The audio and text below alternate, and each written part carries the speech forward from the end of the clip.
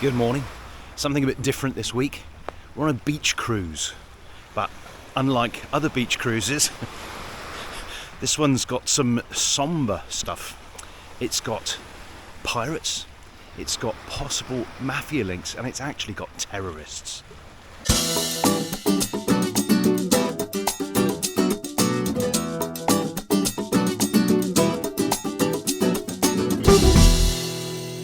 So we are right in the southern tip of Catalonia, and it's an area which is, it's a little bit forgotten. It was once a popular tourist destination, but things have slid, rather. So today we're going to be seeing the effect of that, but we're also going to be going over a lot of speed bumps. They love their speed bumps around here. They've let things go a little bit around here. There's a lot of abandoned places. There are some lovely, lovely little beaches along this coast, which is why the tourists came. It doesn't really explain why they left, but there are a few hints. This next beach is called Cement Beach, and here we have beautiful sandy cement beach. Unfortunately, it's a little bit noisy here because it's also an enormous international cement factory and loading dock. And there it is in all its glory. And everything around here is coated in cement dust, including me if I don't get a shifty on. This used to be the main road. The N340 goes all the way along the coast, all the way down to Almeria. And along its route, it used to be known as the Road of Death. Now, I don't know whether it's because there were so many tourists pottering about on it, but it really did have a terrible reputation for road traffic accidents. But because obviously there's so much more infrastructure going in all the time, just to my right is a dirty great motorway, and that motorway carries the bulk of the traffic, and this now sees very, very little. And we're already at our first stop, and it's to talk about this place, the Hotel Biarritz. Look at it, swanky. Well, once swanky. We're going for a bit of an explore. I don't know the way in.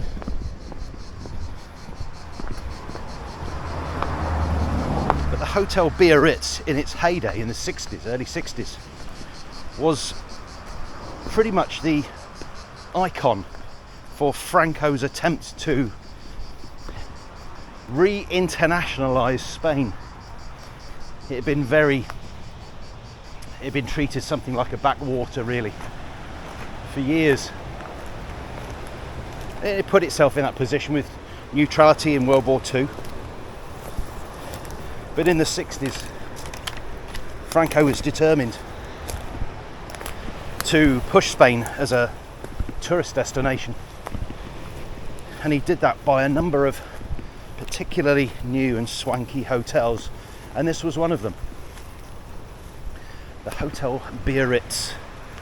Now, you have to imagine that the cement works weren't here at the time, so it was just this very posh hotel right on the beach. I'm going to lay this down so it's not seen from the road, and we'll go and have a little explore. Might be a load of junkies inside, who knows, we'll find out in a minute. Where should we go? This was an absolute 5-star hotel.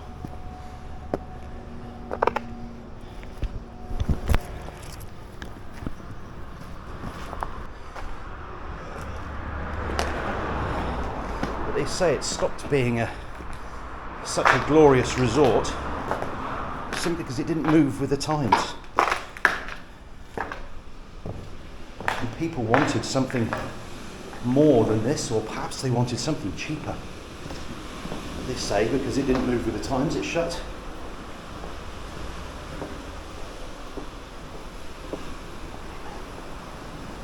are in the restaurant.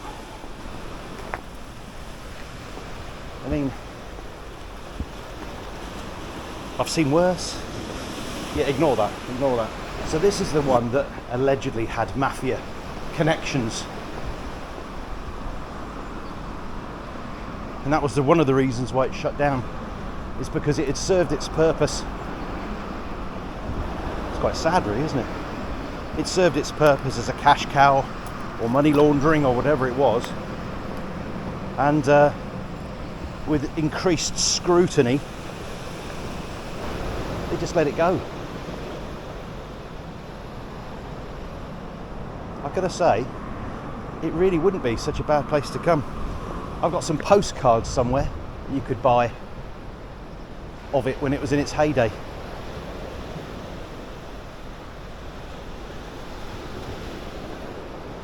But it had obviously a restaurant, obviously a ballroom, a casino, had just about everything. I'm not going to leave my bike much longer either. So there's a bit of a reputation with this place. I think that'll do us. The Hotel Biarritz. A sad reminder of the advance of time, you could call it. So, I've given you a possible mafia connection. I've given you a beautiful cement beach. What's next? Well, after those two highlights, surely it's straight onto another. And you're right, it is. We've got pirates next. Now, hold on, we're going inland. Yeah, we're going inland. And not just inland, but up. Oh, this is the flank of Montsier. Montsier is quite an exceptional mountain. Just because its location, really, it's completely isolated. It sits right next to the Ebro Delta, which we're very close to here. Pretty crappy road. It's got very steep.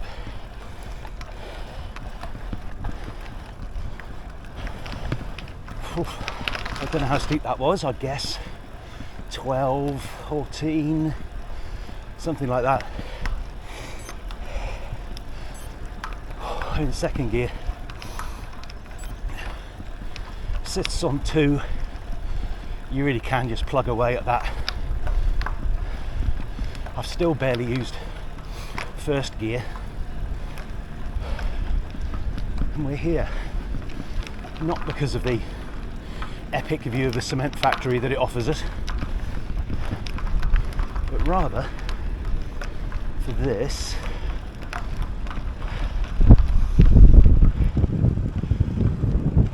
14th century watchtower. So, what did they used to watch for?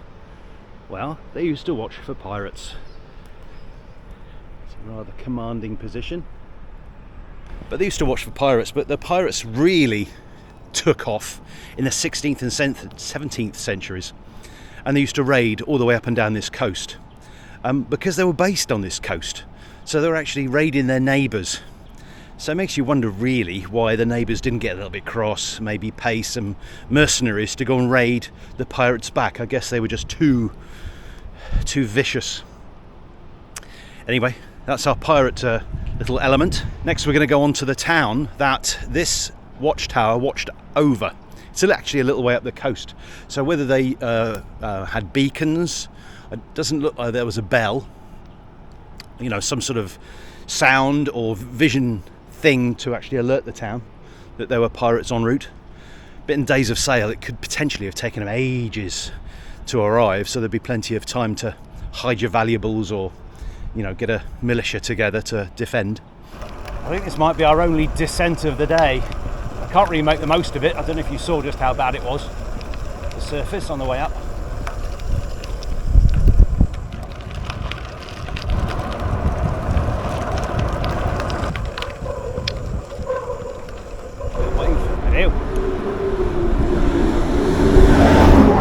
lot of roadies won't wave to MTBers.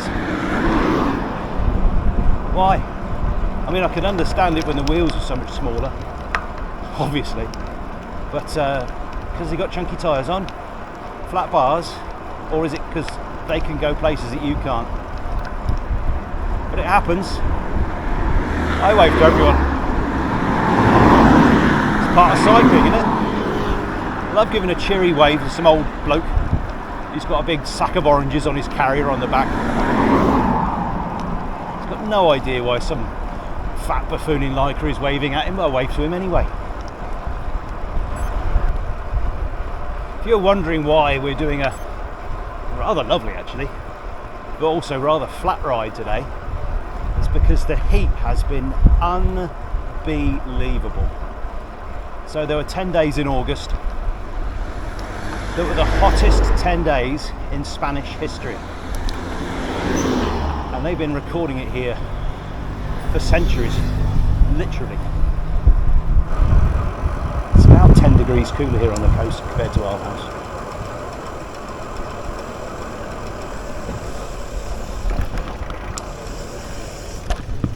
I've been here in the winter, and there's still places open. It is almost empty. It does have everything you need. Tobacco shop, hairdressers, and most importantly, I think it's got something like 19 restaurants. It's a town nominally of 426 people, I believe. But best of all,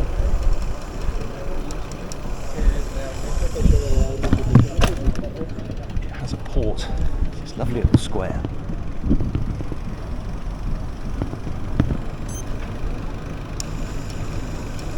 And this is a working port.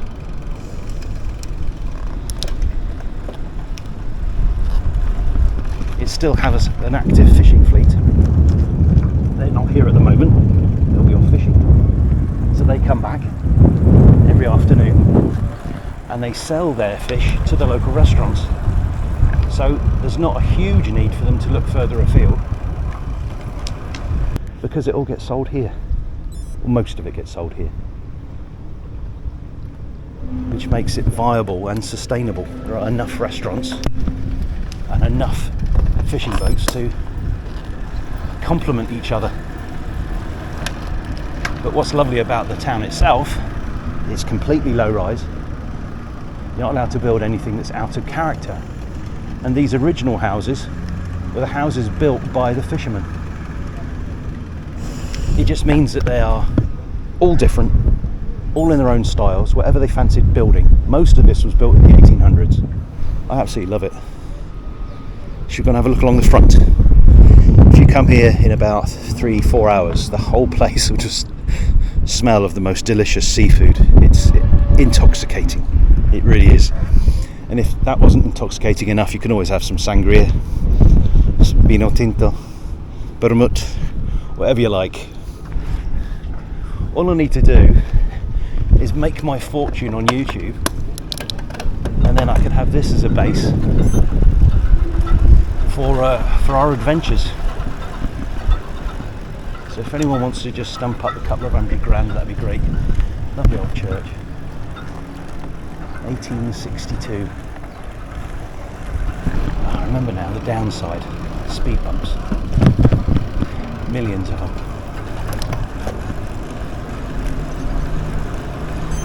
And this road goes all the way to the very tippy end of Catalonia.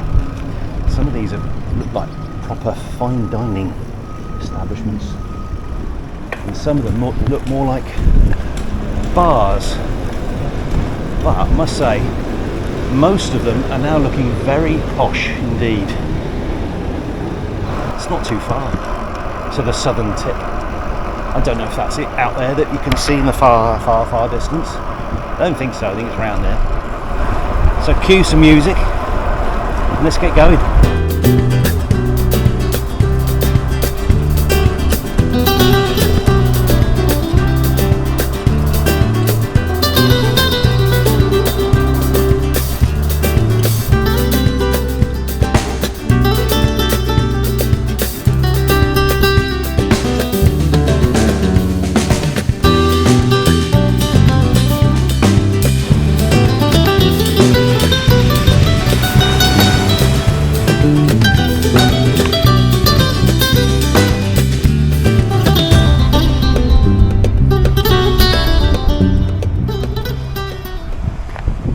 hoofing it a bit again. So we are right stood at the southern tip of Catalonia. There's a little river which emerges just here. So that little cliff there is in Valencia. And there's those two people there, and then there's us. It's the southernmost people in Catalonia at the moment.